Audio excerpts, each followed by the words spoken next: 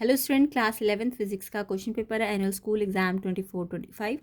तो जिन बच्चों का एग्जाम हो चुका है वो अपने आंसर चेक कर सकते हैं। इसका सोल्यूशन वीडियो आपको मिल जाएगा जिसका लिंक डिस्क्रिप्शन में है, तो चेक कर लेना। तो कैसा गया एग्ज़ाम ये भी कमेंट करना।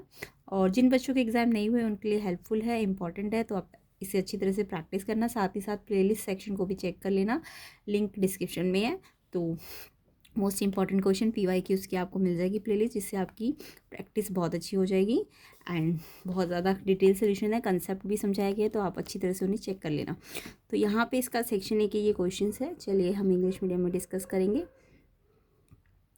तो फर्स्ट क्वेश्चन है the dimensional formula of a universal gas constant. Universal gas constant का डायमेंशनल फॉर्मूला, तो मैंने डिटेल सोल्यूशन और कंसेप्ट बहुत डिटेल में सिखा रखे हैं इससे पहले इस दूसरी वीडियो में, जिसका लिंक मैं डिस्क्रिप्शन में डाल दूंगी, तो उसे भी आप चेक कर लेना। अभी मैं जस्ट इसके आंसर बता रही हूँ आपको। तो डिटेल सोल्यूशन और कंसेप्ट आपको सीखने को मिल जाएगा, तो लिंक डिस्क्रिप्शन में है। तो फिलहाल इसका आंसर है ए ऑप्शन। किस किस बच्चे ने ये ऑप्शन किया? ml² T-2 K-1 mole inverse. तो ये मैंने आपको समझाया भी हो ऐसे प्रीवियस जो वीडियो बनी है, जिसका लिंक आपको डिस्क्रिप्शन में मिलेगा। तो PV/NRT होता है, R निकालना है तो PV/NT, P और V की डायमेंशंस लगा दो। N का कोई डायमेंशन नहीं होता, T का K होता है, और फिर इसे सिंप्लीफाई कर लोगे तो ये आ जाएगा। तो ये आपका ए ऑप्शन में है। तो ए ऑप्शन में आंसर है क्वेश्चन 1 का। किस किस बच्चे ने ये टिक किया है उनका बिल्कुल ठीक है, तो ए ऑप्शन इसका आंसर है। नेक्स्ट देखो, एक ring radius R mass rotating on plane around it centre with angular velocity omega, rotational kinetic energy. तो काइनेटिक एनर्जी रोटेशनल निकालनी है आपको। तो यहाँ पे अगर मैं काइनेटिक एनर्जी की बात करूँ, लीनियर काइनेटिक एनर्जी की, तो वो तो हाफ mv² होती है, बट रोटेशनल है तो एनालॉगी रोटेशनल वाली लगाओ। हाफ m की जगह क्या लगा दोगे? m की जगह i होता है ना, मोमेंट ऑफ इनर्शिया, और v की जगह ओमेगा स्क्वायर हो जाएगा। और आई जो रिंग का होता है वो mr² होता है। तो आई ना आपको जो बोले, रिंग बोले तो रिंग का लगाओ, डिस्क बोले तो डिस्क का लगाओ। तो यहाँ पे आई रिंग का लेना है mr², और वो भी ध्यान रखना प्लेन के अलॉन्ग बोला है ना इन्होंने, तो ये mr² होता है। तो हाफ mr² ओमेगा² आपकी रोटेशनल काइनेटिक एनर्जी आएगी। ऑप्शन सी इसका आंसर है। तो ये भी बिल्कुल ठीक किया होगा सबने। अगर आपको रिंग की आई पता है तो आप इजीली कर लोगे। तो इसका answer half mr² omega, C option correct है। नेक्स्ट क्वेश्चन देखते हैं। नेक्स्ट क्वेश्चन आपका third question, As per the statement given by Kepler, all planets move in elliptical orbit with the sun situated at one of the foci of the ellipse. This statement is known as। तो जो Kepler की law है, 3 law है ना Kepler की, तो जो all planets है इलिप्टिकल ऑर्बिट्स में घूमते हैं, उनका एक फोकी हो, मतलब कोई एक फोकी पे वो इलिप्टिकल पाथ पे घूमते हैं।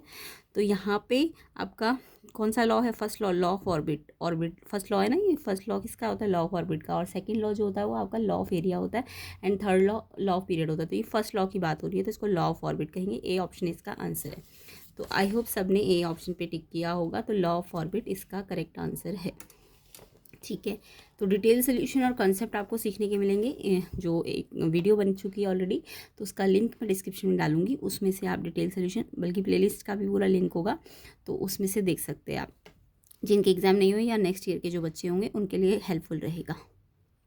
नेक्स्ट क्वेश्चन था, when brakes are applied to a moving vehicle the distance it travel before stopping called stopping distance. तो जब आप ब्रेक लगाते हो तो गाड़ी थोड़ी देर बाद रुकती है ना, तो थोड़ा दूर चलती है वो, तो जो डिस्टेंस चलती है आफ्टर ब्रेक, तो उसको स्टॉपिंग डिस्टेंस कहते हैं। अगर आप इनिशियल वेलोसिटी को डबल करो तो स्टॉपिंग जो होती है, यानी वो स्टॉपिंग और बढ़ जाएगी ना, वेलोसिटी आपने डबल कर दी है तो स्टॉपिंग कितनी बढ़ेगी? तो ये आपकी ना 4 टाइम्स हो जाएगी, क्योंकि v² होता है ना मोशन की इक्वेशन में। तो यहाँ पे अगर डबल की तो v का स्क्वायर कर दो, v का स्क्वायर क्या होता है? 4 टाइम्स हो जाएगा ना। तो स्टॉपिंग, तो जो आपकी स्टॉपिंग है डिस्टेंस वो 4 टाइम्स हो जाएगा। मान लो वो 25 चल रहा होगा पहले, 25 किलोमीटर, तो वो 100 किलोमीटर हो जाएगा आफ्टर ब्रेक। जो वो डिस्टेंस कवर करेगा स्टॉपिंग डिस्टेंस, वो 4 टाइम्स होगा। यानी 25 दिया तो 100 होगा, 30 दिया तो 120 किलोमीटर होगा। 4 टाइम्स कर दोगे, है ना। तो 4 टाइम्स बी ऑप्शन इसका करेक्ट आंसर है। आई होप सबका आंसर यही होगा। नेक्स्ट क्वेश्चन है the relative velocity of blood remains constant. जो रिलेटिव विस्कोसिटी है ब्लड की, वो कांस्टेंट किस टेम्परेचर पे रहती है? तो ये आपका है 0 degree Celsius and 37 degree Celsius. इस टेम्परेचर पे जो रिलेटिव विस्कोसिटी है ब्लड की वो फिक्स होती है, चेंज नहीं होती है। तो इसका आंसर ए ऑप्शन है। तो ये तो आपको याद करने वाला क्वेश्चन था। तो आई होप सब ने answer 0 degree Celsius and 37 degree Celsius पे ही टिक किया होगा। नेक्स्ट क्वेश्चन 6 को डिटेल में समझना है आपको, तो इसका सोल्यूशन मैंने बना रखा है, इसकी लिंक मैं डिस्क्रिप्शन में डाल दूँगी। तो फिलहाल मैं इसका आंसर बता देती हूँ। पीरियोडिक और time period pi by omega, तो ये डिटेल है इसकी और डिटेल में समझाया भी गया है।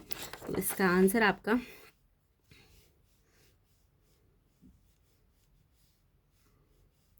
है periodic with the period time pi by omega. अब यहाँ पे 2 में पाई बाय ओमेगा दिया है, 2 ऑप्शन सेम दिख रहे हैं बी और सी।